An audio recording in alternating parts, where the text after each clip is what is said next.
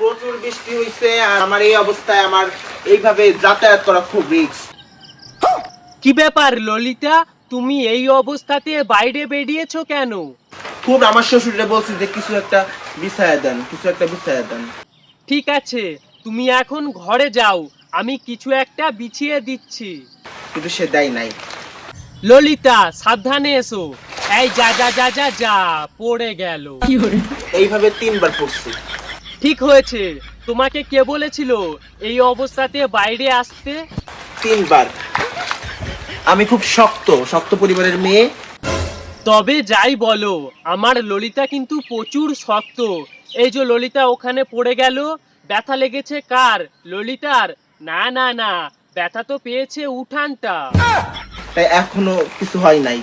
ঠিক আছে, তুমি এখন ঘরে যাও তো, একটুও কথা শোনে না।